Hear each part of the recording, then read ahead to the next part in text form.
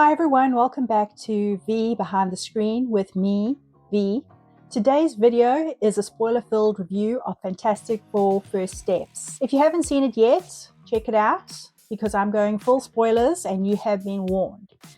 I have already posted a spoiler-free review if you would like to watch that. Don't forget to let me know your thoughts in the comments. As I said in my spoiler-free review, I enjoyed Fantastic Four much more than I thought I would. Fans have come to expect very little from the MCU after Endgame. More cynical movie watchers were expecting more of the MCU narrative, which has come to plague Marvel since that cringe scene in Endgame. You know what I'm talking about.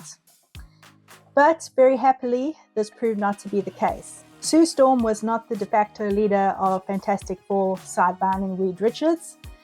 She did not save the world all on her own while the lads circle-jerked about their feelings. Silver Surfer was not given more story time than was necessary. Where she was included felt narratively earned. Male characters were not subverted with modern and tiresome tropes. Johnny still loves the ladies and the ladies still love Johnny. Pedro Pascal did not ruin Reed Richards, but it's probably better that you avoid any clips of his personal behavior during the promo tour for the movies. If you know, you know. Right, let's talk about the plot. The film opens in a 1960s inspired retro-futuristic world. This is not the Earth we know, 616, but rather Earth 828. The film opens with a tightly edited recap of the Fantastic Four origin story that we all know. Tight editing is also a general bonus point for this movie.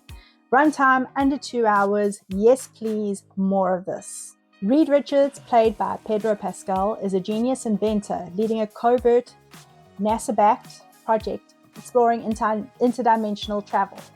He is joined by his best friend Ben Grimm, played by Eben Moss-Bachrach, fellow scientist Sue Storm, played by Vanessa Kirby, and her hot-headed younger brother Johnny, played by Joseph Quinn. They travel to the Negative Zone, a weird, dangerous dimension filled with unpredictable energy. As expected, the mission goes sideways. They get hit by cosmic energy and they've got superpowers. They return to Earth 828 and quickly establish their superhero status, defeating numerous Easter eggs. The most screen time is given to Harvey Elder, or Mole Man, played by Paul Walter Hauser. The four are seen to be thriving in their own ways, but also as a family. Sue discovers she is pregnant, much to the delight of her family and the whole world. But the good times cannot last. The Herald of Galactus, the Silver Surfer, arrives to inform Earth that they will be devoured by her master. She speaks at times in a language that Johnny Storm recognizes from recordings Reed has taken from outer space. He seems to have an instant connection with Shalla-Bal. The Fantastic Four decide to take the fight to Galactus. Reed traces the Silver Surfer in order to locate the Eater Worlds. They, including a heavily pregnant Sue Storm, take off and they find him at the end of devouring another planet. Galactus grants them an audience and, long story short, promises to leave the Earth be if they give him Sue's baby, Franklin. Galactus can tell that Franklin is a being with enormous power who can save Galactus from his endless hunger to devour by absorbing this need. As simple as this motivation is, I like it, and it isn't needlessly complex. It's realistic. It doesn't make Galactus out to be a misunderstood anti-hero or a one-dimensional villain. There is an amazing set piece with the Silver Surfer chasing the Fantastic Four while Sue Storm goes into labor and gives birth to Franklin.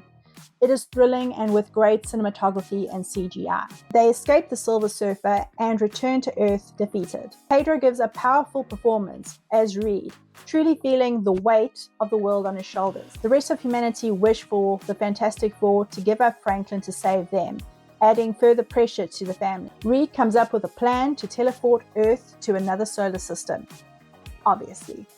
There is a stirring montage of people coming together to build the infrastructure all over the globe to achieve this.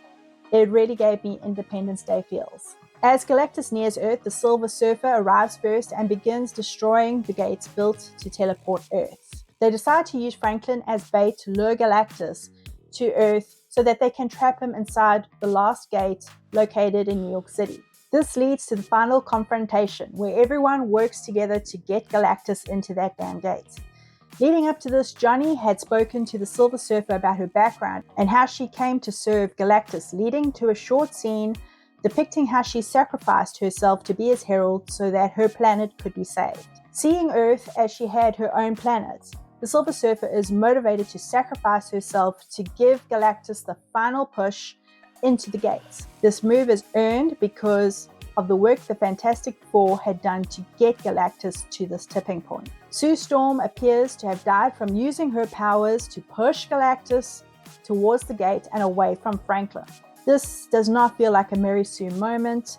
This feels like a genuine thing that any mother would do to protect their baby. Ben helps Sue, and Reed is manning the controls. So the rumors of a team up between Sue Storm and the Silver Surfer are not true. Franklin revives his mother and the world is saved for another day. There's also a great payoff for the Mole Man intro, as he gives sanctuary to the people of New York City below ground. There are two post-credit scenes. The first is a scene where Sue comes across Dr. Doom looming over Franklin in the apartment.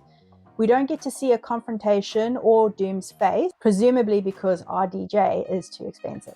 The end credit scene is just a cute, old-school Fantastic Four cartoon. Wrapping up, the cast do a great job. I understand that die-hard classic comic book fans might not like the choice for the female Silver Surfer. Get it, but honestly, she wasn't a problem for me. She wasn't portrayed as a misunderstood victim or heroine. Johnny called her out for being responsible for the deaths of countless lives when she chose planets for Galactus to destroy. Reed did not ooze Pedro's insufferable aura. The retro-futuristic aesthetic was an amazing choice for this movie. There was incredible attention to detail, which I appreciated. This movie has been my favorite amongst the summer releases for 2025.